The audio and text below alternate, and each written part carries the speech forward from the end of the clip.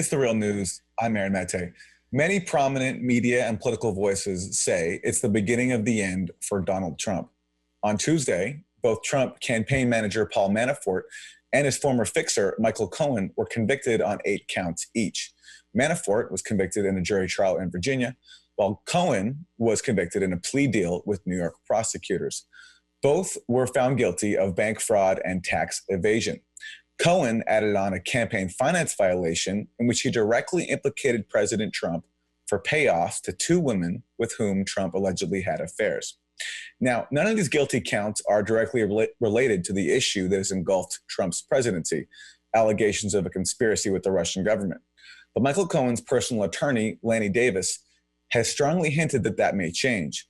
Speaking to MSNBC, Davis suggested that Cohen knows of some explosive information. I can tell you that Mr. Cohen has knowledge on certain subjects that should be of interest to the special counsel and is more than happy to tell the special counsel all that he knows, not just about the obvious possibility of a conspiracy to collude and corrupt the American democracy system in the 2016 election, which the Trump Tower meeting was all about, but also knowledge about the computer crime of hacking and whether or not Mr. Trump knew ahead of time about that crime and even cheered it on. And we know he publicly cheered it on, but did he also have private information? The convictions of Manafort and Cohen aren't the only big development.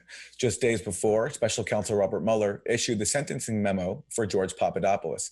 He is the former Trump campaign volunteer who reportedly sparked the entire Trump-Russia probe to begin with. Mueller says Papadopoulos did not provide substantial assistance and has recommended a sentence of between 0 to 6 months. So there's a lot going on with Russiagate, and joining me is someone who has been on this beat from the start. Michael Isikoff is chief investigative correspondent for Yahoo News, co-author of the best-selling book, Russian Roulette, The Inside Story of Putin's War in America and the Election of Donald Trump. Welcome, Michael. A lot to talk about. I want to get to what Lanny Davis said there about, or hinted there about potential Russian collusion in a second. But first, I want to talk about what is actually concrete in Tuesday's developments when it comes to implicating Donald Trump. And that is Michael Cohen admitting in court to a campaign, what he says is a campaign finance violation in which Trump directed him to pay off these 2 women with whom he allegedly had an affair. Your sense of this, I mean, what do you think that Cohen can prove it? And if he does that amount to a serious problem for Donald Trump?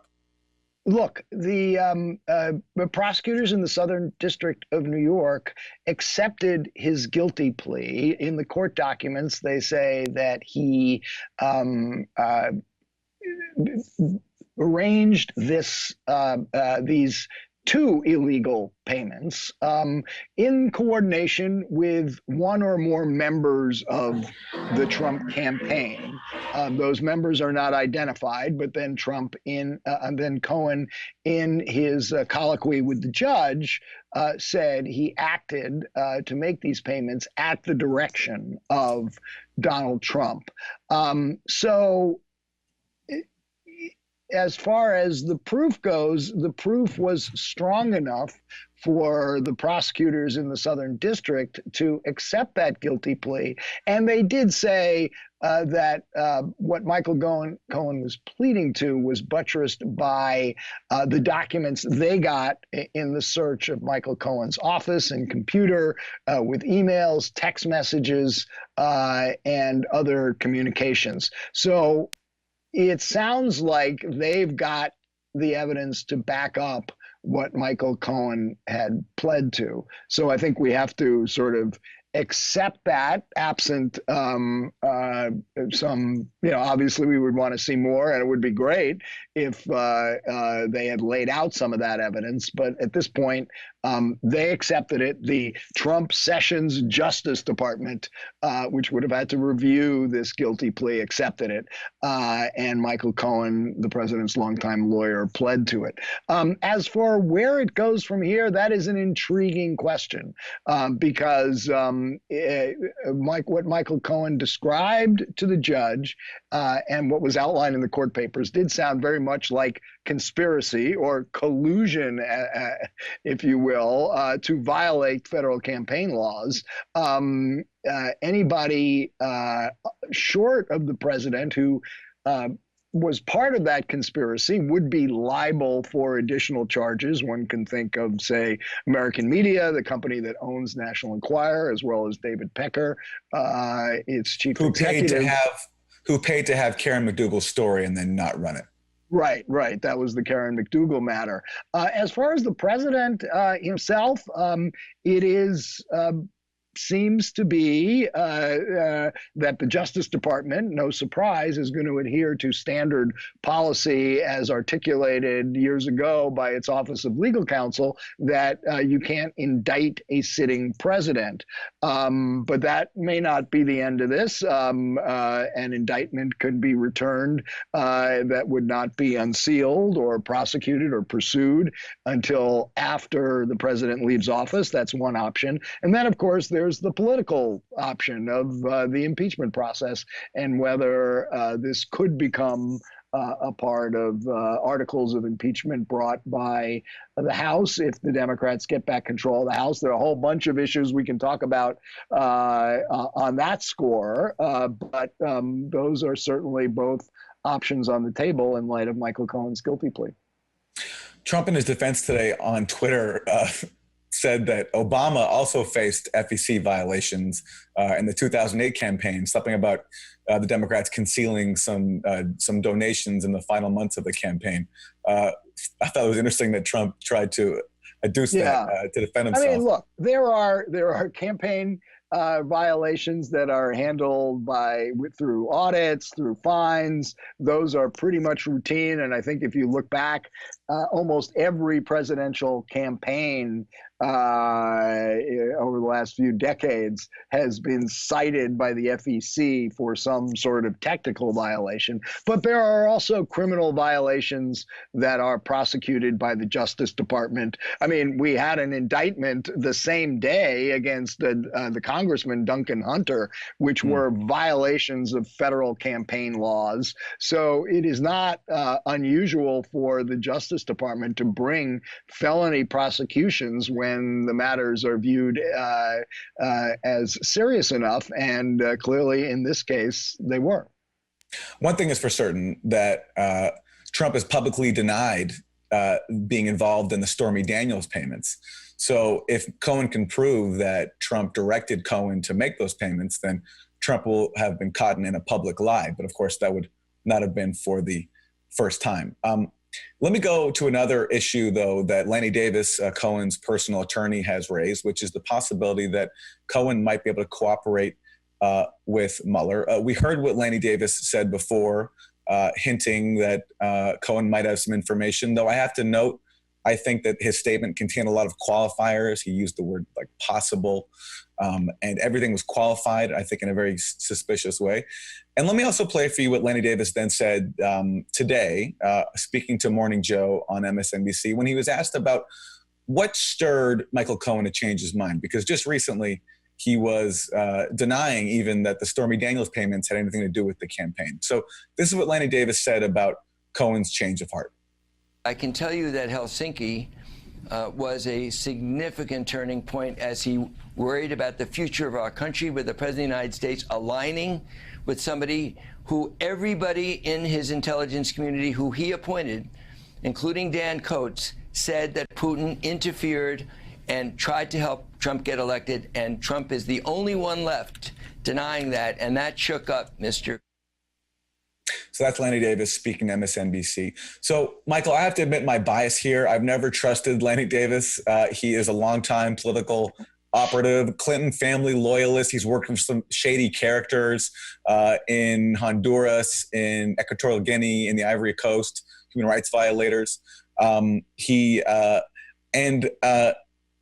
And this idea that all of a sudden that Michael Cohen had a change of heart because of what he saw in Helsinki, after previously, testifying to the Senate that he never saw evidence of collusion, I don't quite buy that. What's your take? Well, I should tell you, I had a exchange with Lanny Davis on this very issue a couple hours ago for my own podcast that with Dan Kleidman, Skullduggery. We'll be posting that Friday morning, but I think you'll see it might illuminate further some of what Lanny Davis is saying. But bottom line, you're absolutely right to be at least somewhat skeptical at this point. We don't know exactly what Michael Cohen is now saying. We do know exactly what he said when he testified before the Senate Intelligence Committee back in September of last year, so nearly a year ago. And I just happen to have that. So I'll read you the line, given my own, and this is Michael Cohen in his statement to the Senate. Given my own proximity to the president as candidate, let me also say that I never saw anything, not a hint of anything, that demonstrated Donald Trump's involvement in Russian interference in our election or any form of Russian collusion. Now, of course, at that point, Michael Cohen was playing the role of loyalist and personal attorney for the president. He was doing everything he could to defend the president, and he was sticking to that. But that was a statement to the Congress. And as you know, it is anybody who lies to the Congress is making a false statement and can be prosecuted for that. So one question that I think could be asked is Michael Cohen prepared to cop to further federal felonies in order to deliver the testimony that Lanny Davis is hinting that he has to give about Russian collusion? Exactly. And it's worth stressing there that everything we've heard about Cohen possibly cooperating with Mueller when it comes to collusion has come from this innuendo from people like Lanny Davis or from anonymous leaks. Nothing on the record for Michael Cohen himself. And in fact, the Senate Intel chairs, Mark Warner and Richard Burr, they say that they recently contacted Cohen in light of the anonymously sourced news reports that came out recently about what he knew about potential collusion. And they were told by Cohen's legal team, apparently, that Cohen stands by his testimony. So we'll see if that continues. Right. And I, on Skullduggery, I asked Lanny Davis about that seeming contradiction. And Friday morning when we post it, I can't wait to listen. You'll be able to hear for yourself. But look, there's a lot of really odd things about what's going on with Cohen right now. If you listen to everything Lanny Davis had to say during that Rachel Maddow interview the other night, it was almost as though he were pleading for Robert Mueller to take Michael Cohen's testimony. And frankly, it sounded to me like Mueller wasn't returning Lanny's phone calls. So, which I find puzzling, because I would think if I were Mueller, I would want to hear everything that Cohen has to say, even if it is a backflip from where he was a year ago. You'd still want to know what he's got, and what he has to say. So there's a lot that's strange. It's also strange that Lanny Davis, as one of his lawyers, would be out there talking about this publicly instead of quietly trying to cut a deal with prosecutors. Exactly, which says to me that far from pleading for Mueller to interview Michael Cohen, what Lanny Davis is actually doing is pleading for donations for his new GoFundMe, which he set up just hours after that Rachel Maddow interview. Rachel Maddow, of course, broadcasting to a very riled up base that wants to see Trump gotten on this Trump-Russia issue. Right. Well, look, I just think they're now trying to raise $500,000 for Michael Cohen, who's a millionaire, going towards his legal fees, which I presume Lanny Davis might see a cut of. Yeah, right. Okay. I doubt Michael Cohen is going to be a millionaire when this process is through. These legal fees do add up. But my only cautionary note here is there's clearly a lot we don't know about where things stand with the Mueller investigation, with how the Cohen guilty plea came about, what other evidence is out there. So we can speculate, and your speculation is as good as mine. But I do my own reporting, and I read very closely what my very able, plugged-in colleagues write on these matters. And I think it's fair to say almost all of us, if not all of us, in the press are in the dark about some very key matters relating to these investigations. All right, we'll pause there and come back in part 2 and talk about Paul Manafort and George Papadopoulos.